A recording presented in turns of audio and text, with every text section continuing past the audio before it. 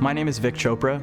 I'm from the Seattle area, and I lived in Seattle throughout my late teens and 20s. I partied in high school. I was an honor student, was in all the extracurriculars, did my fair share of drinking and smoking weed and stuff. Same thing in college. I was in a fraternity, but I was always still able to maintain. You know, I graduated with my bachelor's in economics.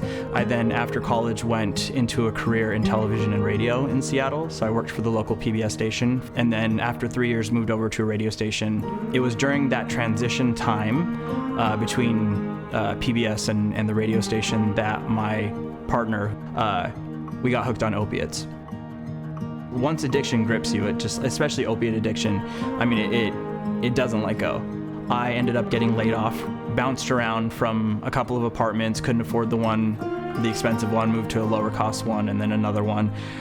Started borrowing money from family, friends, I mean, everybody, like, just started, dealing a little bit too.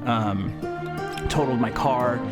Soon it just got to the point where nobody wanted to support us anymore. I mean, we kind of just took advantage of all of our loved ones asking for money. I mean, that's what addiction does. I mean, I was literally a shell of a human being of who I used to be.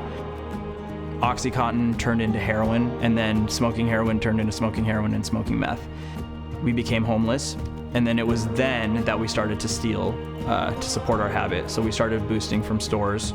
We learned very quickly how to do identity theft and credit fraud. And so once we learned that, then it just sort of took off from there.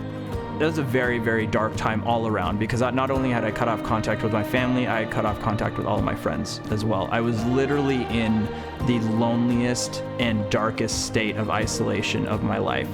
That's when the suicidal thoughts started. That's when this feeling of hopelessness and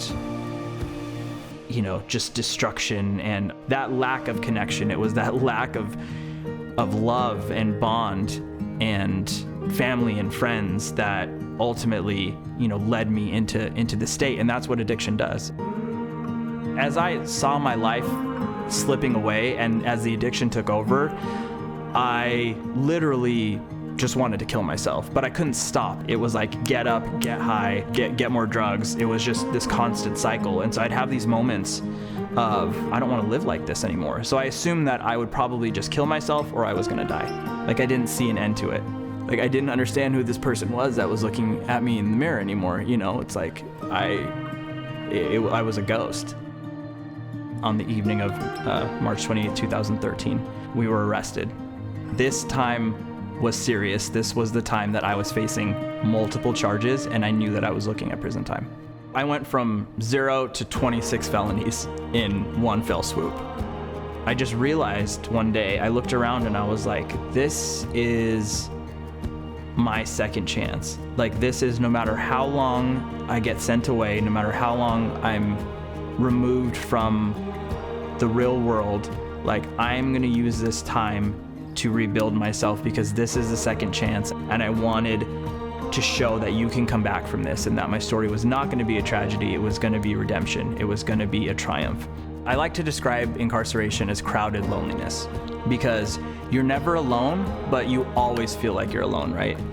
But it was during my incarceration too that I reconnected with my family, got my family back in my life, that I reconnected with my friends and started rebuilding those bonds of friendship with them that I had broken through my addiction.